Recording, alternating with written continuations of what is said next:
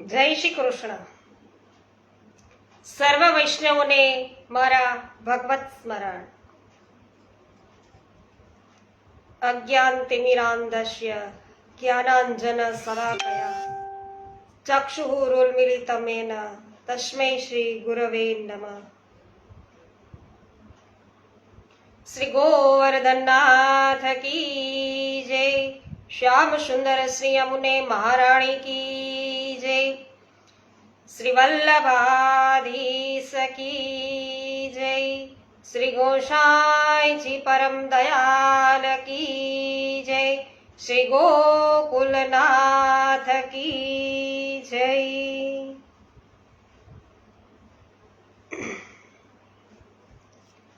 મનીષાબેન માકડિયા, જય શ્રી કૃષ્ણ. સ્વાગત છે આનંદના આવિષ્કારમાં. કાંતાબેન કોઠડિયા, જય શ્રી કૃષ્ણ. સ્વાગત છે આપનું પણ.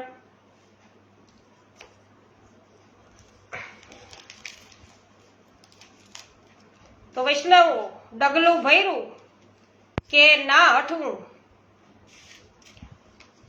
તો હવે જે પંથે આગળ વધ્યા છે એ વધ્યા. હવે માલા તિલકના રક્ષણ અર્થે કેટલો બધો શ્રમ છે એ શ્રી ગોકુલનાથજી લઈ રહ્યા છીએ, એનાથી માહિતગાર થઈ રહ્યા છીએ આપણે. તો બાદશાહ જહાંગીરે પોતાના મથુરામાં પડેલા ડેરા તંબુમાં જનાના ખાનાના તંબુ તરફ ડગ માંડ્યા અને માતા મરિયમ બેગમને છે વિનંતી કરી કે અમ્માજાન, કાશ્મીર જવાનો કાર્યક્રમ આવતીકાલનો છે. આજે મથુરામાં મુકામનો છેલ્લો દિવસ છે. તમે સૌ બેગમોને સાથે લઈ સૂર્યકુંડ ઉપર બાબાજીને નમસ્કાર કરી આવો. તેમને સારું લાગશે અને તેમની દુઆ આપણને ઘણી જરૂરી છે. ભલે બેટા, સાંજે અમે જઈ આવીશું. ત્યાં જવા માટે બધી વ્યવસ્થા કરી દેજે. બાદશાહ જહાંગીર પોતાના તંબુમાં પાછા ફર્યા. પછી પોતાના સૌ સરદારોને બોલાવ્યા અને તેમણે પોતાના ભાઈ ખુશરુને કહ્યું કે ખુશરુ, બાબાજીના હુકમથી તું કેદખાનામાંથી છૂટ્યો છે. બાબાજીની તારા ઉપર ઘણી મોટી કૃપા છે. આપણે કાશ્મીર જઈએ તે પહેલા આજે તેમને નમન કરી આવ અને તેમની દુઆ છે લઈ આવ. જહાંગીરે સરદારો તરફ નજર કરી અને હુકમ કર્યો, તમે સૌ સરદારો પણ મારો હુકમ બરાબર સાંભળી લ્યો. તમારે સૌએ મારી ગેરહાજરીમાં બાબાજીનું બરાબર ધ્યાન રાખવાનું છે. તેમને જરા પણ તકલીફ ન થાય તે ખાસ જોવાનું છે. જો તમારા કોઈ પણ માટે બાબાજી તરફથી મને ફરિયાદ મળશે તો તેનું માથું ધડ ઉપર સલામત નહીં રહે. બાબાજી એટલે વૈષ્ણવ ચિદ્રુ, તો એ યાદ તમે રાખજો. સૌ અવારનવાર તેમના મુકામે જતા રહેતા અને એ જ પ્રકારે જતા રહેજો. તેમના પ્રત્યેક હુકમને તમે માન્ય રાખજો અને માન આપજો હુકમને. આ વાતમાં જરા પણ ચૂક ન થવી જોઈએ. સૌએ મસ્તક નમાવી બાદશાહનો હુકમ સ્વીકાર્યો. સૌ સરદારો બાદશાહના તંબુમાંથી બહાર આવ્યા. અંદરો અંદર કહેવા લાગ્યા કે સરદારો, આ વાત બરાબર ધ્યાનમાં રાખવા જેવી છે હો. યાદ છે ને, માલિકા બેગમ સાહેબા નૂર મહલના બનેલી 5000 સિપાહીઓના મોટા સરદાર હતા. તે એક દિવસ ચિત્રકૂટની ગુફામાં ગયેલા અને આપણે જાણીએ છીએ કે બાદશાહે બાબાજીના રક્ષણ માટે તેમની તહેનાતમાં રાજ્યના સિપાહીઓ ગોઠવ્યા છે. તેમને બાબાજીની આજ્ઞા છે કે મારી આજ્ઞા સિવાય તમે તેઓ ગમે તેવો ચમરબંધી આવે તોય તેને ગુફામાં પ્રવેશવા દેશો નહીં. તો આ હાકેમ ગુફાના દ્વાર પાસે ગયો ત્યારે સિપાહીઓ તેને રોકે છે, પણ તે પોતાના અભિમાનના તોરમાં સિપાહીઓને ધક્કો મારી અને ગુફામાં પેઠો. વળી પાછો હાથમાં મદિરાનો પ્યાલો ધર્યો અને કહ્યું કે સાધુ, તું શું અમને માને છે? તું એવું માને છે કે તને કોઈ કાંઈ કહી નહીં શકે? પણ એવું નથી. લે, હું તારા માટે શરબત લાવ્યો છું. તું બાદશાહને જીતી શક્યો છે તે પણ અમારા જેવાઓને કારણે. એ તું યાદ રાખજે. હાકેમે તો મદિરાના નશામાં આવા અનેક વચનો છે એ કહી દીધા. અને તે સળસળાટ ગુફાની બહાર છે નીકળી દિલ્હી તરફ ચાલી નીકળ્યો. બીજી બાજુ બાબાજીએ આ હાકેમોને પોતાનું ભયંકર અપમાન કર્યું છે એવી ફરિયાદ દિલ્હી દરબારમાં લખી મોકલી અને તે વાંચી બાદશાહ છે તો અતિ ક્રોધાયમાન થયો છે અને તેમણે આ સરદારને ઠાર મારવાનો હુકમ કર્યો. ત્યારે સુલતાન ખુશરુ પોતે ત્યાં હાજર હતા. તેમણે બાજી છે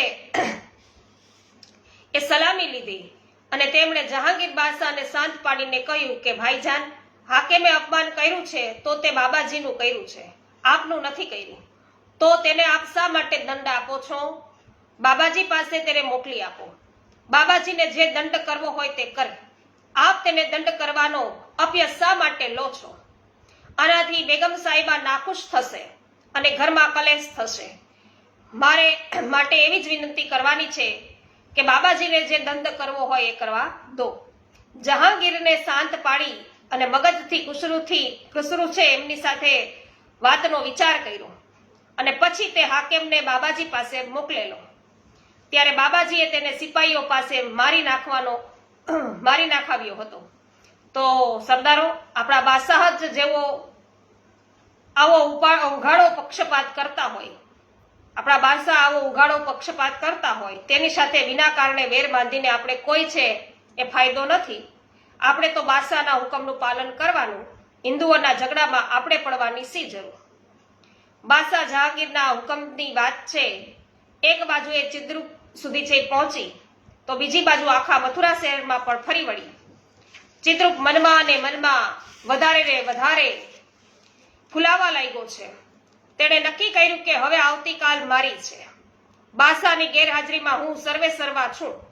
હું જે શબ્દ ઉચ્ચારીશ એ જ રાજ હુકમ બની જશે અને સરદારોને એનું પાલન કર્યા વિના છૂટકો નહીં થાય. હવે ચપટી વગાડતામાં ગોકુલનાથજીના માલા તિલક છે ઉતરાવી દઈશ. બીજી બાજુ ગામમાં સૌ વૈષ્ણવો અને હિન્દુઓ ફફડવા લાગ્યા.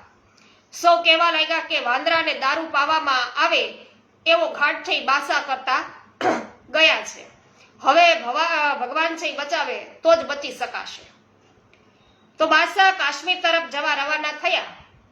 એના બીજા જ દિવસે ચિદ્રુપે સિપાહીઓને મોકલી મથુરા અને વૃંદાવનના બધા સ્વામીઓને અને મોટા સંતોને બોલાવ્યા. તે સૌની સામે લાલ આંખ કરી અને ચિદ્રુપે આટલું જ કહ્યું, કાં તો અત્યારે ને અત્યારે તમે માળા તિલક ઉતારો અથવા મરણની તૈયારી કરો. માલા તિલક સાથે આ ગુફામાંથી તમે જીવતા બહાર જઈ શકશો નહીં.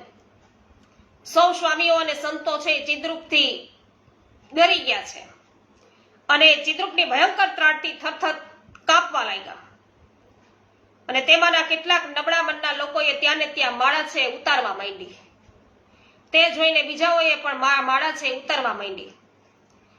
2-4 મિનિટમાં ત્યાં આવેલા સૌ સ્વામી અને સંતોના ગળામાંથી તુલસીની માળા ઉતરી ગઈ. સૌને માળા ઉતારતા જોઈ અને ચિદ્રુપ તેની મસ્કરી કરતા ખડખડાટ હસવા લાગ્યો અને તેણે સૌને ધમકી આપી કે જે બહાર નીકળી ફરી આ માળા પહેરે છે તો યાદ રાખજો કે તમારું કાળચક્ર તમારી પાછળ ફરે છે. બહાર જઈને તમારા બધા સેવકોને પણ આદેશ આપો કે તે બધા માલા તિલક ઉતારી દે. સૌ ધ્રુજતા મુઠ્ઠીઓ વાળી જીવ બચાવવા ચિદ્રુપની ગુફામાંથી ભાગ્યા. અંદરો અંદર કેવા લાગ્યા, જાન બચી લાખો પાયે. જીવતો નર છે એ ભદ્રા પામે. ચાલો, જીવતા બચ્યા તો ભગવાનનો પાઠ માનો. માળા અને તિલક તો ભવિષ્યમાં થશે, પણ આ દુષ્ટના પંજામાંથી બચવું એ જ અત્યારે તો મુશ્કેલ કામ હતું. સંન્યાસીને પ્રથમ મોટી જીત મળી ગઈ. તેના પરિણામે તેનામાં બહુ હિંમત આવી અને તેણે બધા સિપાહીઓને એવો હુકમ કર્યો કે કાલ સવાર પડે તે પહેલા મથુરામાં જેટલી દુકાનો છે એમાં તુલસીની માળા વેચાતી હોય તે બધી દુકાનો છે એ સળગાવી દો, જેથી કોઈના હાથમાં માળાનો એક ટુકડો પણ આવે નહીં. જો મૂળ જ નહીં રહે તો ઝાડ પછી થશે ક્યાંથી? માળાઓ જ નહીં હોય તો પહેરનારા પછી પહેરશે ક્યાંથી? સંન્યાસીનો આ હુકમ સાંભળી પાસે બેઠેલા મથુરાના એક ડાહ્યા આગેવાને હાથ જોડીને એવું કહ્યું કે બાબાજી ક્ષમા કરજો, પણ દુકાનો બાળવાની વાત છે એ ઠીક નથી. એનાથી તો શહેરમાં આગ લાગશે અને જો શહેર છે એ ભડકે બળશે તો અનેક નિર્દોષ માણસો છે એ બેહાલ થઈને મરશે. બાદશાહ પાસે એની ફરિયાદ પહોંચશે અને બાદશાહ જહાંગીર એની પ્રજાને દુખી થતી નહીં જોઈ રહ્યા. તમે જે કરવા ધારો છો એનાથી ઉલટું થશે, માટે દુકાનો બાળવાનો હુકમ આપતા પહેલા ફરી વિચાર કરી લ્યો. ચૌધરી, તમારી વાત વિચારવા જેવી છે. આપણે તો દુકાનોમાંથી તુલસીની માળા વેચાય નહીં એ જ જોવું છે. સિપાહીઓ એમ કરો કે એ દુકાનોના દ્વાર આગળ છે એ દિવાલો ચણી લો, જેથી કરીને કોઈ દુકાનો ખોલી જ ન શકે. એટલે બીજા દિવસે મથુરા શહેરમાં બાદશાહ જહાંગીરના નામે આ ઢંઢેરો પીટાણો અને પ્રજા ઢંઢેરો સાંભળી લે તે પહેલા તો તુલસી માળા વેચનારાઓની દુકાનોના બારણા બીજી દિવાલોથી ચણાઈ ગયા અને કેટલાક તુલસી માળા વેચનાર વેપારીઓ છે ઘરમાં રહીને કંઠીઓ લઈ છુપા વેશે ગોકુળ ભાગી ગયા. પણ મથુરા શહેરમાં ચિદ્રુપે એવો જડબેસલાક બંદોબસ્ત કર્યો કે કોઈ માણસની હિંમત ન રહી કે ખુલ્લી રીતે તુલસી માળા પહેરે કે અથવા તો વેચી શકે. બાદશાહના સિપાહીઓ આખા શહેરમાં ગોઠવાઈ ગયા અને હિન્દુઓના ગળામાં તુલસીની માળા જુએ કે તરત જ છે ઉતારવા લાગ્યા. કોઈ ના પાડે તો તેને મારવા લાગ્યા. ચારે બાજુ ઉત્પાત મચી ગયો, હાહાકાર થઈ ગયો. વિનોદભાઈ વાછાણી, રાજકુમારીજી, રમાબેન રૂદાણી, બાબુભાઈ રૂદાણી, વિનોદભાઈ ગજ્જર, સોનલબેન સતાશિયા, બિપિનભાઈ ડોબરિયા, એમ.બી. કોઠિયા, ચંદ્રેશભાઈ વગાશિયા, સૂર્યકાંતભાઈ રામાણી, મુકેશભાઈ અઘેરા, મંગલાબેન, કૈલાસભાઈ નારાયણભાઈ કિરાર, જયસુખભાઈ સચદેવ, મિતાબેન સચદેવ, મુકેશભાઈ પરીખ, જે.આર. વડાલિયા, સર્વ વૈષ્ણવજનોનું સ્વાગત છે. જયાબેન ઘોડાસરા, શાંતિભાઈ ઘોડાસરા, આપનું પણ સ્વાગત છે. તો વૈષ્ણવો કેવો ઉપદ્રવ છે થયો આપ બધા અત્યારે નિહાળી રહ્યા છો અને આપણને બધાને ચિત્ર છે તાદસ થઈ આવે અત્યારે કે કેવું વાતાવરણ હશે, ત્યારે કેવા બધા લોકો ભયભીત થયા હશે. તો એક સૌભાગ્યવતી સ્ત્રી છે એ યમુનાજીમાં જળ ભરવા જઈ રહી હતી. તેણે પોતાના સૌભાગ્ય ચિહ્ન તરીકે કપાળમાં કુમકુમનો ગોળ ચાંદલો કરવાના બદલે તિલક જેવી ઊભી બિંદી કરી હતી. જ્યારે તે જળ ભરીને પાછી આવતી હતી ત્યારે તે જ રસ્તેથી ચિદ્રુપની સવારી પસાર થતી હતી. તે આ સ્ત્રીના લલાટમાં તિલક જેવી બિંદી જોઈ તેની સામે ધસી ગયો અને તેને ભૂસી નાખવા માટે ત્રાણ પાડી અને કહેવા લાગ્યો. ભયથી ધ્રુજતી બાઈએ હાથ જોડીને કહ્યું, બાપજી, આ તો મારું સૌભાગ્ય ચિહ્ન છે. હું વૈષ્ણવ નથી અને વૈષ્ણવ તરીકે મેં કઈ આ તિલક કર્યું નથી. આમાં સ્ત્રી છે એ આ ચિદ્રુપને કહે છે તો કે તો ગોળ ચાંદલો કઈ બાદશાહના હુકમની ખબર છે ને, ખબરદાર જો આવી બિંદી કરી છે તો. આમે મૂર્ખ સંન્યાસીએ એક સૌભાગ્યવતી સ્ત્રીના લલાટની ઊભી બિંદી પણ ભૂસાવી હતી. તો કેટલાક વૈષ્ણવો સ્વભાવે રંક હતા. તેઓ સંન્યાસીનો તાપ સહન ન કરી શક્યા અને તેમણે શ્રી ગોકુલેજીને ગોકુળ જઈ સર્વ હકીકત જણાવી. આપે આજ્ઞા કરી કે ગોકુલ ઘણું મોટું છે, મથુરામાં ધર્મ ન સચવાતો હોય તો ખુશીથી અહીંયા આવીને રહ્યો. આપણા માથે પ્રભુ બિરાજે છે, પ્રભુ સર્વ સમર્થ છે, ગભરાવાનું કોઈ કારણ નથી. શ્રી ગોકુલનાથજીએ ન્યાલચંદભાઈ અને નાગજીભાઈને બે હોશિયાર એવા વૈષ્ણવો છે અને કાશ્મીર જઈ અને રહેલા બાદશાહની સવારી તરફ ગુપ્ત વેશે મોકલ્યા છે અને આજ્ઞા કરી કે સરદાર આસફ ખાનને આ સર્વ હકીકતોથી વાકેફ કરો. તેમણે ત્યાં જઈ સરદારને સર્વ હકીકત કહી. સરદારે કહ્યું કે ગોસાઈજીને કહેજો કે ધીરજ રાખે, ખુદા સૌ સારાવાના કરશે. બંનેએ ગોકુળ પાછા આવી આસફ ખાનનો સંદેશો શ્રી ગોકુલેશજીને આપ્યો. મથુરા અને વૃંદાવનના સ્વામીઓ માલા તિલક ઉતાર્યા પછી ચિદ્રુપ સાથે હળીમળીને રહેવા લાગ્યા. તેઓ હવે બીજાઓની માળા ઉતરાવવાના કામમાં એને મદદ કરવા લાગ્યા અને ચિદ્રુપે તે સૌને એક પછી એક એકાંતમાં બોલાવી લાલચો આપવા માંડી. એકને કહ્યું કે બાદશાહ પાછા ફરશે એટલે તને આ મથુરા પ્રાંતનો હાકેમ બનાવીશ. બીજાને કે વૃંદાવનની કોટવાડી તને અપાવીશ. ત્રીજાને કે તારે મઠ બાંધવો છે ને તેના માટે મફત જમીન અપાવીશ. અને ચોથાને કે તને બાદશાહ પાસે સારું ઇનામ અપાવીશ. હવે લોભિયા હોય ત્યાં દુતારા છે એ ભૂખે મરતા નથી. તો લોભ જ સર્વ અર્થ અનર્થનું મૂળ છે.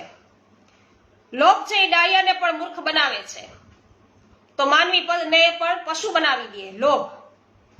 તો આ બધા સ્વામીઓ પણ લોભને વશ થઈ અને પોતાના માન સન્માન છે ભૂલી જઈ સંન્યાસીના હુકમને તાબે થવા લાગ્યા.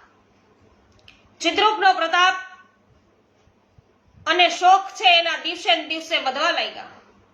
તે વધુ ને વધુ નિરંકુશ અને ઉદ્દંડ છે એ બનવા લાગ્યો. હવે તે મથુરામાં જે દિવસે જે રસ્તે ભિક્ષા લેવા જવાનો હોય તે રસ્તા પર પાણી છંટાવા માંડ્યો. શહેરના તે સિવાયના બધા રસ્તાઓ ઉપર ધૂળ અને કાંકરા ઉડતા રહ્યા અને તેની ગુફામાં અને ગુફાની બહાર બાદશાહના સિપાહીઓ બાદશાહના મહેલ પાસે ચોકી ભરે તેમ ચોકી ભરવા લાગ્યા. તે જે રસ્તે જવાનો હોય તે રસ્તે કલાકો સુધી માણસોની અવર જવર છે એ બંધ કરી દેવાતી. તે જ્યાં ભોજન લેવા જતો ત્યાં સ્ત્રીઓ જ છે પીરસે એવો આગ્રહ રખાતો. જે ઘરે ભોજન લે તે ઘર જ છે ન્યાજી આરામ કરે. તેની ગુફામાં પણ તેની સામે વીણાવાદનની વ્યવસ્થા કરવામાં આવી. તો આ સંન્યાસીઓ તે એક દિવસ ચિદ્રૂપ છે ભિક્ષાર્થે જઈ રહ્યો હતો ત્યારે સામેથી આવતી કોઈ ઊંચી સ્ત્રીએ પહેરેલી સાડી ટૂંકી હતી અને તે જોઈ ચિદ્રૂપે તેને રોકીને પૂછ્યું, બાઈ, તે આવું ટૂંકું વસ્ત્ર કેમ પહેર્યું છે? મહારાજ, મારી પાસે લાંબુ વસ્ત્ર નથી અને લાંબુ વસ્ત્ર કોઈ વણી આપતું નથી. એટલે ચિદ્રૂપે વણકરોને બોલાવીને તત્કાલિક એવો હુકમ કર્યો કે આ બાઈ માટે 24 કલાકમાં લાંબા પન્નાના વસ્ત્ર છે વણીને તૈયાર કરો, હાજર કરો. ચિદ્રૂપ જાણે મથુરા પ્રદેશનો ચક્રવર્તી રાજા હોય તેમ જિંદગી ગુજારતો હતો અને તેની આણ છે એ ફેલાવતો હતો. થોડા દિવસ પછી ચિદ્રૂપે એક મોઢ બ્રાહ્મણ અને એક નાગર બ્રાહ્મણને એવો હુકમ કર્યો કે તમે બંને ગોકુળ જાઓ. ત્યાં હવે ગોસાઈજીએ માળા ઉતારી છે કે કેમ તેની તપાસ કરી આવો અને ગોકુળના રંગઢંગ જાણી આવો. બંને ગોકુળ જઈને પાછા આવ્યા. તેમણે ચિદ્રૂપને કહ્યું કે મહારાજ, ગોકુળમાં શ્રી ગોકુળનાથજીએ સૌ વૈષ્ણવોને હાકલ કરી છે કે કોઈ ડરના માર્યા માળા ઉતારે નહીં. જેને ભય લાગતો હોય તે અહીં આવીને રહે અને ગોકુળમાં સૌ નિર્ભય રહી અને ખુલ્લેઆમ માલા તિલક ધારણ કરે છે. શ્રી ગોકુળનાથજી પણ માલા તિલક ધારણ કરે છે. આ સમાચાર સાંભળતા જ ચિદ્રૂપ મનોમન સળગી ગયો. તેણે તાત્કાલિક કંઈક કરી નાખવા મનમાં એવું વિચાર્યું. તે જ ક્ષણે બીજો વિચાર પણ એને આવ્યો. બળથી કામ લેતા પહેલા કળથી કામ લેવું જોઈએ. તેણે પોતાના કેટલાક વિશ્વાસુ બ્રાહ્મણોને બોલાવ્યા. ગિરધરજી, નાગજી પંડ્યા, હરજી મહેતા, રામદાસ, ભૂતા પંડ્યા, મિશ્રાજી વગેરેને બોલાવીને કહ્યું કે તમે સૌ ગોકુળમાં ગોકુળનાથજી પાસે જાઓ. તેમને સમજાવીને કહો કે તેઓ બાદશાહના હુકમનું પાલન કરે. આ સૌ બ્રાહ્મણો ગોકુળમાં શ્રી ગોકુળનાથજી પાસે આવ્યા અને ચિદ્રૂપનો સંદેશો કહ્યો. જવાબમાં શ્રી ગોકુળનાથજીએ કહ્યું કે ભાઈઓ, તમે સંદેશાવાહક છો. અમારે તમારી સાથે કોઈ ઝઘડો નથી. મારે તો ચિદ્રૂપ સાથે પણ કોઈ ઝઘડો નથી. શાસ્ત્ર સંમત સર્વ સિદ્ધાંતોનું પાલન કરવા અમે તૈયાર છીએ, પણ એ ચિદ્રૂપ કહે તે સિદ્ધાંત ન બની શકે. અમારો વાંધો બસ આટલો જ છે. ભલે તમે સૌ બ્રાહ્મણો છો પણ તમે શાસ્ત્રો ભણ્યા નથી. ચિદ્રૂપ પોતે શાસ્ત્રોની ચર્ચા કરવા તૈયાર નથી. તેનું એવું અભિમાન થયું છે ને કે બાદશાહે મને વચન આપ્યું છે અને બાદશાહે મારું કહ્યું એ માને છે, બસ એટલે હું મારી મરજી મુજબ વર્તું. તો મને કોઈ પૂછનાર નથી. આથી ચિદ્રૂપ છે મથુરામાં ત્રાસ છે ફેલાવ્યો. સૌ લોકોને ડરાવી તેની માળા ઉતરાવી, પણ અમારે ચિદ્રૂપથી ડરવાનું કોઈ કારણ નથી. મહારાજ, અમારે તો એટલું જ કહેવાનું છે કે ભલે ચિદ્રૂપના કહેવાથી તમે માલા ન ઉતારો, પણ બાદશાહ જહાંગીરના હુકમને તો તમારે માનવો જ પડશે ને. આજ સુધી જહાંગીરના હુકમને ન માનનાર સુખ ચેનથી જીવી શક્યા નથી. આપ હિન્દુ ધર્માચાર્ય છો. મુસલમાન બાદશાહ તમારા પર જુલમ કરશે, તમને હેરાન પરેશાન કરશે ને એમાં તમારું માન નહીં સચવાય. માટે સમયને માન આપી હાલ માલા છે એ ઉતારી લ્યો. બધો મામલો ઠંડો પડી જાય પછી તમારી મરજી પ્રમાણે કરજો. જુઓ ભાઈઓ, બીજા લોકોએ માળા ઉતારી છે કે નથી ઉતારી તે જાણવાની અમારે જરૂર નથી. અમે એની પરવા પણ નથી. કારણ કોઈના કહેવાથી અમે માળા પહેરી નથી, એટલે કોઈના કહેવાથી અમે માળા ઉતારીશું નહીં. અમે તો ભગવાનની ઈચ્છાને આધીન છીએ. ભગવાને જે ધાર્યું હશે તે થશે. માટે બાદશાહની ફિકર કરીને અમે નહીં જીવીએ. અમે તો ભગવાનની ફિકર કરીને જીવીશું. તમારા સંન્યાસીને કહેજો કે જ્યાં સુધી આ દેહમાં પ્રાણ છે ત્યાં સુધી તો આ માલા અમારા શિર સાટે છે, તે ઉતરશે નહીં. શ્રી ગોકુલેશજીનો આવો બેધડક જવાબ સાંભળીને સૌ સ્તબ્ધ થઈ ગયા અને તેમણે મથુરા જઈ ચિદ્રુપને સર્વ હકીકત કહી. ચિદ્રુપે નિર્ણય કર્યો કે હવે કળથી કામ નહીં, બળથી જ છે એ કાર્ય કરવું પડશે. તેણે બળ વાપરવાની યોજના હવે વિચારવા માંડી. તો વૈષ્ણવો, પ્રભુની લીલા તો અપરંપાર છે હો. ચિદ્રુપના આડતિયા બની અને વડમાગી સલાહ આપવા આવેલા લોકોના છે એ લોકોના ગયા પછી શ્રી ગોકુલનાથજી મનોમન એવું વિચારવા લાગ્યા કે ચાલો, પ્રભુએ આ પણ એક કસોટી કરવા ધાર્યું હશે, પણ પ્રભુ સર્વસમર્થ છે, તે જેમ રાહ બતાવશે તેમ કરીશું. પછી આપશ્રીએ પોતાના કેટલાક વિશ્વાસુ વૈષ્ણવોને એકાંતમાં બોલાવ્યા અને માળા ઉતારવા સંબંધે તે સૌનો અભિપ્રાય શો છે એ જાણવા આજ્ઞા કરી. એકત્ર થયેલા વૈષ્ણવોમાં પુરુષોત્તમદાસ મહેરા કંઈક પીઢ અને વ્યવહારુ વૈષ્ણવ હતા. ન્યાય અને ધર્મની બાબતમાં તેઓ વધુ સમજ ધરાવનારા હતા. શ્રી ગોકુલેશજીએ તેમને આજ્ઞા કરી, પુરુષોત્તમદાસ, આ અંગે તમારો શું મત છે? પુરુષોત્તમદાસે બે હાથ જોડી વિનમ્રતાપૂર્વક કહ્યું કે મહારાજ કૃપાનાથ, આપ તો સર્વજ્ઞ છો. ધર્મ આપના ચરણોમાં સદા સર્વદા નિવાસ કરે છે. મારા જેવા સામાન્ય ગૃહસ્થને આપ આવી આજ્ઞા કરો એ તો આપની મહાનતા છે અને ઉદારતા છે. પરંતુ જ્યારે આપ આજ્ઞા કરો છો ત્યારે મને આપની કૃપાથી જે સમજાય છે તે કહું છું. અગાઉ રાજા હિરણ્યકશ્યપુના ત્યાં પ્રહલાદ છે એ પુત્ર રૂપે અવતરેલા અને હિરણ્યકશ્યપુ પોતે જ પોતાને પ્રભુ માનતો અને મનાવતો. જે કોઈ એનાથી વિરુદ્ધ વર્તે તેને આકરામાં આકરી સજાએ કરતો અને મૃત્યુદંડ પણ આપતો. પરંતુ એ જ હિરણ્યકશ્યપુના ઘરની અંદર પુત્ર પ્રહલાદે બચપણથી જ જ્યારે પ્રભુના સ્વરૂપ વિશે જ્ઞાન મેળવ્યું ત્યારે પિતાની વાત તેણે ન માની અને પરિણામે હિરણ્યકશ્યપુએ પ્રહલાદજીને માથે જાત જાતના જુલમો ગુજાર્યા અને હાથીના પગ નીચે ચગદાવવા પ્રયત્ન કર્યો. પર્વતના શિખર પરથી નીચે ફેંકાવી દીધો. સળગતી ચિતામાં પ્રવેશ કરાવ્યો અને આમ છતાંય એનો વાળ છે એ વાંકો ન થયો. તો આખરે ધગધગતા અંગારા જેવા લોખંડના થાંભલા ને બાથ ભીડાવી, પણ એવી આજ્ઞા કરી બાથ ભીડાવવા માટે. તો પ્રહલાદે પ્રભુનું સ્મરણ કરી એ થાંભલાને બાથ ભીડી અને થાંભલો ફાટ્યો. એમાંથી નૃસિંહ રૂપે સ્વયં પ્રભુ પ્રગટ થયા અને હિરણ્યકશ્યપુનો નાશ થયો. તો આ જ રીતે લલુ જગધરની વાત પણ જાણીતી છે. વળી આપ શ્રી જે કઈ ધર્મ આચરો છો તે આપની આજીવિકા માટે અથવા બહારના દેખાવ માટે નથી આચરતા, પરંતુ શાસ્ત્ર સંબંધ એવા જીવન ધર્મનું જ આપ રક્ષણ કરો છો અને તે કેવળ જગતના હિતાર્થે જ છે. એમાં આપશ્રીનો કોઈ સ્વાર્થ નથી. વળી જે રાજ્ય ધર્મ છોડે તે રાજ્ય કેટલાક દિવસ ટકી શકે તે તો જગતમાં સુપ્રસિદ્ધ છે. શાસ્ત્રોમાં કહ્યું છે કે જે ધર્મનું રક્ષણ કરે છે તેનું ધર્મ છે એ રક્ષણ કરે છે. આપ તો સ્વયં ધર્મ મૂર્તિ છો, ધર્મના રક્ષક છો, પછી રાજ્ય આપને શું કરી શકે એમ છે? છતાં આપને જે ઉચિત લાગે તે કરવા આપ સમર્થ છો. શ્રી ગોકુલનાથજી પુરુષોત્તમદાસનો આવો જવાબ સાંભળી અત્યંત પ્રસન્ન થયા અને સૌને ધીરજ આપતા એવી આજ્ઞા કરી કે તમે સૌ કશી ચિંતા કરશો નહીં. જેને રામ રાખે તેને કોણ ચાખે. તો આપણે આપણો ધર્મ સારી રીતે સંભાળીએ, એમાં જ આપણું આ ભવનું અને પરભવનું કલ્યાણ છે એ સમાયેલું છે. તો એક વાત વૈષ્ણવો કે આપણે ધર્મનું રક્ષણ કરશું તો ધર્મ આપણું રક્ષણ કરશે. જો પ્રભુની અંદર આપણને દ્રઢ વિશ્વાસ હશે તો ગમે તેવા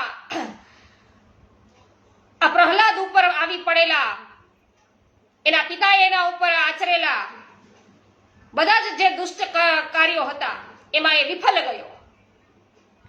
તો એમને જેમ દ્રઢ વિશ્વાસ પ્રભુની અંદર હતો એવો વિશ્વાસ જો આપણને દ્રઢ પ્રભુની અંદર હશે તો અવશ્ય પ્રભુ છે આપણું હંમેશા યોગ્ય જ વિચારશે. આમ છતાં શ્રી ગોકુલનાથજીએ એમ થતું કે નિરંકુશ બનેલ મદોન્મદ હાથી જેવા આ ચિદ્રુપ એને એકદમ છંછેડવો તો ઉચિત નથી. તેથી આપ શ્રી અવારનવાર તેને મળવા જતા. જય હો ઉન્નતિબેન ભીમાણી, સ્વાગત છે. વિનોદભાઈ ગજર જય હો. અનિલાબેન સોલંકી સ્વાગત છે. પ્રભુદાસભાઈ સોલંકી સ્વાગત છે. મનીષાબેન અગેરા સ્વાગત છે. ચંદ્રિકાબેન કાનપુરિયા આપનું પણ સ્વાગત છે. જે.આર. વડાલિયા જય હો. રૂપાલીબેન ગોહેલ સ્વાગત છે. લલિતાબેન અકબરી સ્વાગત છે. ઉકાભાઈ બેસાનિયા સ્વાગત છે. કુસુમબેન કંટેશરિયા આપનું પણ સ્વાગત છે. ગીતાબેન અને કરશનભાઈ બુઆ સ્વાગત છે. મધુબેન વિઠ્ઠલભાઈ ઉંધાર આપનું પણ સ્વાગત છે.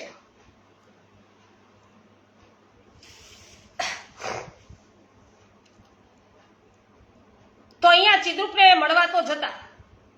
આપના તેજોદ્વીપ વદન સામે જોઈ અને ચિદ્રુપ મનોમન ગભરાતો અને પ્રત્યક્ષ રીતે આપને માળા ઉતારવાનું કહી શકતો નહીં. ઘણીવાર તો તે મનમાં છે એ ધૂંધવાતો, પરંતુ શબ્દ છે બહાર નીકળતા જ નહીં. આખરે ખૂબ જ વિનમ્ર રીતે અને તે પણ આડકતરી રીતે માલા ઉતારવા સંબંધે કેવળ ગોળ ગોળ એ વાતો કરતો. એકવાર શ્રી ગોકુલનાથજી ચિદ્રુપના આશ્રમે પધાર્યા ત્યારે તે હાથમાં તેની જન્મ કુંડળી હતી અને તેને આપસી તરફ ધરી. તેણે કહ્યું કે આ વર્ષે મારે સર્વોત્તમ ચૂડામણી યોગ થાય છે. અને પછી ફારસી ભાષામાં કંઈક બબડ્યો. તેણે આપશ્રીને કહ્યું કે તમે આ ભાષા જાણો છો? શ્રી ગોકુલનાથજીએ માત્ર નકારાત્મકમાં મસ્તક છે હલાવ્યું અને તેની તાનમાં આવી જઈ તેણે ગર્વથી કહ્યું કે મારો આ ચૂડામણી યોગ એટલો પ્રબળ છે કે વર્તમાન બાદશાહ સલામતથી લઈ અને બાદશાહની 3 પેઢી સુધી કોઈ માળા પહેરી શકે અથવા તિલક કરી શકે એવી કોઈનામાં હિંમત નહીં રહે. આટલું અભિમાનથી બોલ્યો. તો ચિદ્રુપની ગર્વ ભરેલી આ વાણી સાંભળી અને પછી આપશ્રી મૌન રહ્યા. ત્યાર પછી જ્યારે પણ આપશ્રી પધારતા ત્યારે ચિદ્રુપ સતત આ જ વાતનું પુનરાવર્તન કર્યા કરતો. આથી શ્રી ગોકુલનાથજીને આ તુચ્છ મનુષ્ય પર દયા આવી અને આપશ્રી એવો મનમાં વિચાર કર્યો કે જેને બાદશાહને સીધો પક્ષપાત સાંપડ્યો છે અને એના કારણે જે સત્ય ધર્મ છે, સત્ય ધર્મ અને આત્મશ્રેયનો માર્ગ છે એ આ ચૂકી ગયો છે. હવે આને કોણ બચાવે? વળી આવા અભિમાનના નશામાં પાગલ બનેલા પામર માનવી સામે શાસ્ત્ર ચર્ચા પણ શી કરવી? કેમ કે એથી તો વધુ એ સ્વચ્છંદી બની ગમે તેવો બકવાસ કરશે. જે સાંભળવાનું છે ને એને કશું પ્રયોજન નથી. આથી હવે પછી અહીં આવવું એ એના ગર્વમાં વધારો કરવા બરાબર છે અને એના વિનાશને નોતરવાનું કારણ બનશે. એમ સમજી પોતે આવું નિમિત્ત ન બનવા સંન્યાસીને ત્યાં જવા આવવાનું હવે સદંતર બંધ કરી દે છે. ઘણા દિવસ સુધી શ્રી ગોકુલનાથજી સંન્યાસીના આશ્રમે ગયા નહીં. તેથી એને આશ્ચર્ય થયું. સાથે સાથે કશીક ઉણપ પણ એને સાલવા લાગી. પરંતુ અજાણતા આત્મદર્શન તરફ વળેલી નજરમાં એક બાબત સ્પષ્ટ તરી આવી. ચિદ્રુપને લાગ્યું કે મારા આ કામમાં કેવળ બાદશાહની કૃપા ઉપર આધાર રાખી ચાલવું એ બરાબર નથી અને સતત તેમની મદદ માંગ્યા કરવી તે પણ મારા હિતમાં નથી. કારણ કે રાજાઓ હંમેશા કાચા કાનના હોય છે. આથી રાજા, વાજા અને વાંદરા એ ત્રણેય ઉપર વિશ્વાસ મૂકીને ચાલવું એ ડાપણ ભરેલું નથી.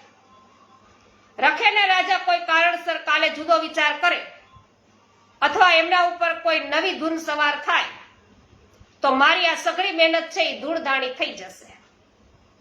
એટલું જ નહીં પરંતુ મારા માટે મોટી મુસીબત પણ ઊભી થઈ શકે. આમ વિચાર કરીને તે ક્યાંક થોડોક શાંત બન્યો અને માત્ર પોતાની શક્તિ અને હાલ લોકો પર જે ધાક જામી છે તેનો ઉપયોગ કરી માળા ઉતરાવવા માટેના પોતાના વિચારોને જેટલો અમલમાં મૂકી શકાય એટલો ઉપયોગ કરી અને માળા છે ઉતરાવવા માટે પોતાના વિચારો છે એ અમલમાં મૂકે છે અને ઉચિત એ ગણે છે. તો શ્રી ગોકુલનાથજીને ક્યારેય પોતાના તાપથી તે નમાવી શકશે નહીં એટલું તો એ સ્પષ્ટપણે સમજી જ ગયો હતો. એથી જો ગોકુલનાથજીને કળથી સમજાવી શકાય તો પોતાનો મનોરથ છે એ મહદ અંશે સિદ્ધ થાય એમ સમજી શ્રી ગોકુળથી જે કોઈ એની પાસે આવતા તે સૌને ચિદ્રૂપ શ્રી ગોકુલનાથજીના સમાચાર પૂછતો અને આપશ્રી પોતાને ત્યાં પધારતા નથી તે અંગે પોતાની દિલગીરી છે એ પણ એ વ્યક્ત કરતો. વળી આપશ્રીને સમજાવી અહીં પધારવા માટે વિનંતી કરવાનું પણ તે સમજાવતો. એ લોકો શ્રી ગોકુળ પાછા જઈ શ્રી ગોકુલનાથજીને મળતા અને આ સર્વ સમાચાર આપતા, પરંતુ આપશ્રી તે દુષ્ટ સંન્યાસીના કપટપૂર્ણ દંભી અને માર્મિક વચનોનો ઊંડો ભેદ સમજતા હોવાથી ત્યાં જવા માટે ઉદાસીનતા સેવતા અને સમાચાર લાવનારાઓને ધીરજ આપતા, પરંતુ સંન્યાસી પાસે તો આપશ્રી કદી ન પધાર્યા. ચિદ્રૂપને પોતાની આ ચાલબાજી નિષ્ફળ જતી લાગી, કારણ કે શ્રી ગોકુલનાથજીને પોતાને ત્યાં પધરાવવા માટેના સમાચારોને કોઈ સ્પષ્ટ પ્રતિભાવ સાંપડ્યો નહીં. એના તમામ પ્રયાસો નિષ્ફળ ગયા. ત્યારે છંછેડાયેલા સાપની જેમ તેણે રાજકીય બળનો ઉપયોગ કરી શ્રી ગોકુલનાથજીને પોતાને ત્યાં આવવાની ફરજ પડે એવી યુક્તિ અજમાવવાનું વિચાર્યું. અને જોગાનું જોગ એ અરસામાં આગ્રાના ફોજદારો છે એની બદલી થતા તેની જગ્યાએ વંશગોપાળ નામનો એક ઉગ્ર સ્વભાવવાળો ક્ષત્રિય છે નિમાયો. બાદશાહના હુકમના સંદર્ભમાં તે પણ છે એ મથુરામાં આવી સંન્યાસીને મળવા ગયો અને ચિદ્રૂપને તક મળી ગઈ. તેણે ફોજદાર છે એને કહ્યું કે તું ગમે તે યુક્તિ કરીને એક વખત ગોકુલનાથજીને મારી પાસે લઈ આવ. તો ફોજદાર તો જાણતો હતો કે આ સંન્યાસીનું બાદશાહ પાસે સારું માન છે, ત્યાં તેનો પડ્યો બોલ છે એ ઝીલવા તૈયાર સૌ તત્પર છે. તેથી જો સંન્યાસીને હું રાજી કરીશ તો મને નોકરીમાં બઢતી અપાવવા તે મદદ કરશે, એટલે કે મારું પ્રમોશન થશે એમ. આમ સમજી પોતાના સ્વાર્થ અર્થે વંશ ગોપાળે ચિદ્રૂપની આજ્ઞા સ્વીકારતા કહ્યું કે આપ ચિંતા કરશો નહીં, હું ગોકુલનાથજીને આપની સમક્ષ જરૂર લઈ આવીશ. હવે ફોજદાર છે એ ગોકુળ ગયો. જ્યારે તે શ્રી ગોકુળનાથજીની સન્મુખ પહોંચ્યો ત્યારે સર્વજ્ઞ એવા શ્રી ગોકુલનાથજી એના મનમાં જે મનોભાવો હતા ને કળી ગયા. તેથી આપશ્રીએ તેનો કોઈ આદર સત્કાર કર્યો નહીં અને ફોજદારને આથી માઠું લાગ્યું અને પોતાની સત્તાથી આપશ્રીને શક્ય તેટલા હેરાન કરવાનો નિશ્ચય કરીને તે આપશ્રીની પાસેથી ઉઠીને સીધો મહાવનમાં ગયો. ત્યાં જઈ લશ્કરની મદદ લઈ શ્રી ગોકુળને ઘેરી લઈ શ્રી ગોકુલનાથજીને પકડી સંન્યાસી સમક્ષ લઈ જવા વિચાર કર્યો અને આ માટે તેણે લશ્કર છે એ તૈયાર થવા હુકમ કર્યો. તો લશ્કરના સરદાર ગદાધર છે. તો ગદાધરને જ્યારે આ હકીકતનો ખ્યાલ આવ્યો ત્યારે તેણે જબરો વિરોધ કરી ફોજદારને કહ્યું કે અહીંના લશ્કરનો સરદાર હું છું, મારી રજા સિવાય તમે લશ્કરને તૈયાર થવાનો આદેશ સી રીતે આપી શકો? તમારે લશ્કરની જરૂર હોય તો મને જણાવવું જોઈએ, પરંતુ જે હેતુ માટે તમે લશ્કરને આદેશ આપ્યો છે તે હેતુ ઉચિત નથી. એમાં તમારી વેરવૃત્તિ અને અણઆવડત જ છે એ પ્રગટ થાય છે. શ્રી ગોકુલનાથજીની જો ઈચ્છા હોય તો આપશ્રી માત્ર એક સંદેશો મોકલાવાથી પણ છે એ પધારે છે, પરંતુ જો આપશ્રીની ઈચ્છા ન હોય તો મહાવનનું આ નાનકડું લશ્કર જ નહીં પરંતુ 1 લાખ ઘોડે સવારોને વિશાળ લશ્કર મોકલાવવામાં આવે ને તો પણ આપશ્રી પધારશે નહીં અને બળજબરીથી કોઈ એમને લઈ પણ જઈ શકશે નહીં. તમે તમારી હેસિયતનો વિચાર કરો. તમને એ પ્રસંગ તો અવશ્ય યાદ હશે જ તમને કે જ્યારે માળા સંબંધમાં ખુદ બાદશાહ જોડે આપશ્રીએ વાતચીત કરી ત્યારે બાદશાહ પણ આપશ્રીના પ્રગટ પ્રતાપથી એટલા બધા અંજાઈ ગયા હતા કે તેમનાથી એક શબ્દ પણ ઉચ્ચારી શકાયો ન હતો. તો પછી તમારું આ લશ્કર અને તમે આપશ્રીનું શું બગાડી શકવાના છો?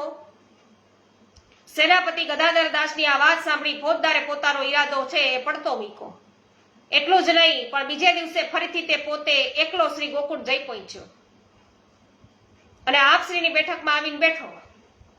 તે સમયે આપશ્રી ભીતર બિરાજ્યા હતા અને ફોજદારના આવવાના સમાચાર મળતા ભીતરથી પરવારી આપશ્રી બહાર પધાર્યા. તેનો સત્કાર કર્યો અને તેને આવવાનું પ્રયોજન પૂછ્યું. ફોજદારે અત્યંત સંકોચ અને શરમના ભાવે પોતાનું મસ્તક ઢાળી દીધું છે અને બે ક્ષણ મૌન રહ્યો. પછી હિંમત એકત્ર કરી અને તેને સાચી વાત છે રજૂ કરી કે સંન્યાસી આપશ્રીને મળવા માંગે છે. જો આપ પધારો તો એમને આનંદ થશે. જવાબમાં આપશ્રીએ આજ્ઞા કરી કે હાલ અમારે ત્યાં આવવાનું કોઈ પ્રયોજન જણાતું નથી.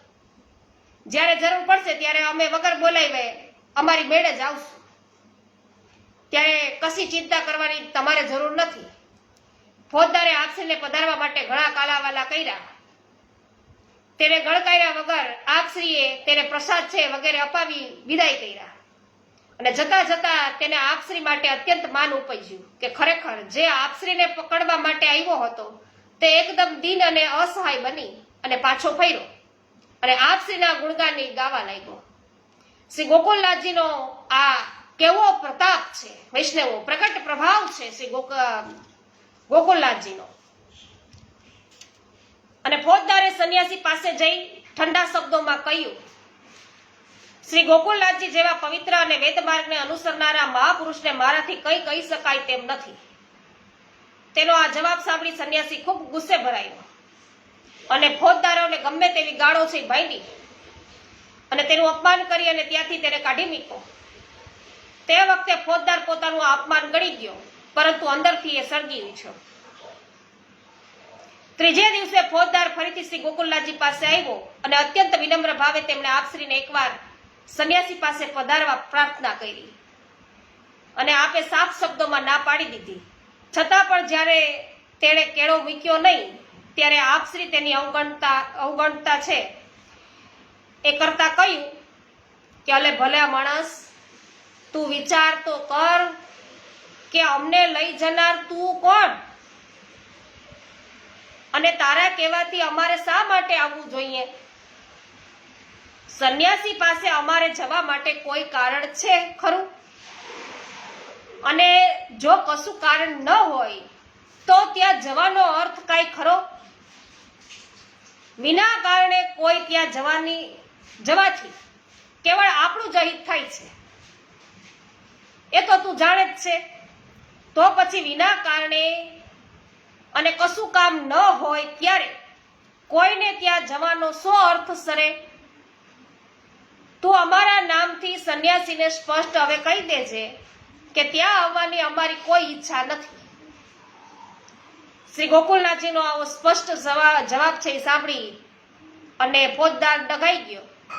આપશ્રીને બળજબરી પૂર્વક છે લઈ જઈ શકાય એવું તો હતું જ નહીં અને સ્વેચ્છાએ પધરાવવાની આપશ્રી છે તો ના જ પાડી દે છે. તો બીજી બાજુ આપશ્રીને જો નહીં લઈ જઈ શકાય તો સંન્યાસી ભારે ગુસ્સો કરશે. એમ સમજી ફોજદાર જે મૂળ આસુરી પ્રકૃતિનો હતો તે પોતાના મૂળ સ્વભાવ પર ગયો અને ઉત્તેજિત થઈને બોલી ઉઠ્યો, આપશ્રીએ મારું કહેવું માન્યું નથી. તેના કેવા માઠા ફળ આવે છે તે હવે તમે જોઈ લેજો. આમ કહીને તે ત્યાંથી નીકળી ગયો. તો આજુબાજુ ઉભેલા આપશ્રીના કેટલાક સેવકો આ સાંભળી ચિંતાતુર બન્યા. તેમણે આપશ્રીને વિનંતી કરી કે મહારાજ, આવા મૂર્ખ માણસો વગર વિચાર્યા પગલા ભરતા અચકાતા નથી. માટે જો આપશ્રી એકવાર સંન્યાસી પાસે પધારો તો એમાં કશું બગડી જવાનું નથી અને આ ઉત્પાતને આપ રોકી શકશો. તો આ સાંભળી ગોકુળનાથજી આજ્ઞા કરી કે વૈષ્ણવો, આ બાબતમાં તમારે ચિંતા કરવાનું કશું જ કારણ નથી, ગભરાવાનું કોઈ કારણ નથી. એ સંન્યાસી કે ફોજદાર આપણું શું બગાડી લેવાના છે? માટે તમે આ માથાકૂટમાં પડશો નહીં. શ્રી ગુરુદેવને હઠે ચડાયેલા જોઈ વૈષ્ણવો ચૂપ રહ્યા, પરંતુ જેમના હૃદયમાં પોતાના સ્વામી માટે વાત્સલ્ય ભાવ ઉભરાતો હતો અને જેના જેમના સર્વ પ્રકારના સુખની જ જેઓ નિસ્દિન ખેવના રાખતા હતા, એવા કેટલાક અતરંગ સેવકો એકાંતમાં એકત્ર થયા. તેમણે વિચાર કર્યો કે શ્રી ગોકુલનાથજી ગોકુળદાસ ભીતરિયાનું ખૂબ માન રાખે છે. જો આપશ્રીની પાસે આપણે ભીતરિયાને મોકલીએ તો તેનું માન છે જરૂર એ રાખશે. આથી તેમણે ગોકુળદાસ પાસે જઈ અને બનેલી સર્વ ઘટના કઈ સંભળાવી અને ખૂબ આગ્રહપૂર્વક શ્રી ગોકુલનાથજીને પાસે વિનંતી કરવા તેમને મોકલ્યા છે. તો વૈષ્ણવો હવે ભીતરિયાને વિનંતી કરવા માટે ગોકુલનાથજી પાસે મોકલ્યા છે. તો ગોકુલનાથજી એમની આ વિનંતી સ્વીકારે છે કે નહીં એ આપણે જોવાનું રહ્યું, જે આપણે આવતીકાલે જોઈશું. નાનજીભાઈ કનેરિયા સ્વાગત છે. પ્રભુદાસભાઈ જય હો. હા, માલા તિલકના રક્ષણહાર શ્રી ગોકુલનાથજીની જય હો. વિનોદભાઈ, રસિકભાઈ રાજપરા આપનું પણ સ્વાગત છે. ઉન્નતિબેન જય હો. તો મને તો વૈષ્ણવ એવું થાય છે કે હું વાંચ્યા જ કરું, પણ સમય છે એની પાબંદી હોય એટલે વૈષ્ણવ હવે વિરમીએ છીએ. આજે સર્વને મારા જય શ્રી કૃષ્ણ. શ્રી ગોવર્ધનનાથ કી જય. શ્યામ સુંદર શ્રી અમુને મહારાણી કી જય. શ્રી વલ્લભાધીશ કી જય. શ્રી ગોસાઈજી પરમ દયાલ કી જય. શ્રી ગોકુલનાથ કી જય.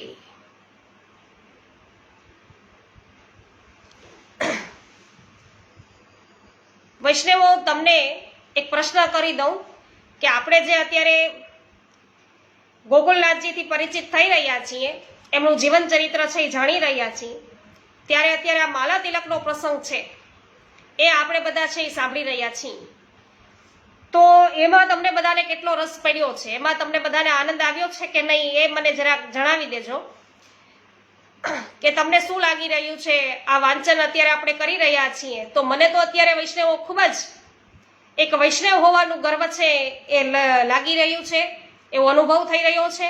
આપણા માથે આવા ગુરુઓ બિરાજમાન છે એમનો પણ મને અત્યારે ઘણો બધો ગર્વ છે વૈષ્ણવો, કે સાક્ષાત શ્રી મહાપ્રભુજી, શ્રી ગુસાઈજી, શ્રી ગોકુલનાથજી જેવા પ્રતાપી બાળકો છે એ બધા છે એ આપણા ગુરુઓ અને આપણી માથે બિરાજે છે. એમની છત્રછાયા નીચે વૈષ્ણવો આપણે બધા વૈષ્ણવી જીવન જીવી રહ્યા છીએ, તો આપણું આ સદભાગ્ય છે. તો આપ સર્વને આ વાર્તા પ્રસંગ છે જે માલા તિલકનો એ કેવો લાગ્યો એ અવશ્ય જણાવો. અને વૈષ્ણવો, જો અવશ્ય તમને એવું થતું હોય કે વૈષ્ણવ તરીકે આપણી એક ફરજ છે કે આપણા ગુરુનો કેવો પ્રતાપ છે એનાથી બધાને પણ આપણે માહિતગાર કરીએ, તો અવશ્ય આ વિડીયો છે એને અવશ્ય શેર કરવો જોઈએ, કે જેથી દરેકે દરેક વૈષ્ણવ છે એ શ્રી ગોકુલનાથજીથી આટલા એકદમ અંદરથી ને પરિચિત થાય, ઊંડાણથી પરિચિત થાય. હા, જ્યાર વડાલિયાને તો કેવું જ નહીં પડે, અવશ્ય શેરિંગ થઈ જ જશે. ખૂબ જ સુંદર. પ્રભુદાસભાઈ સોલંકી, તમને પણ ખૂબ આનંદ આવે છે. જય હો. જગદીશભાઈ સુજીત્રા, આપનું પણ સ્વાગત છે.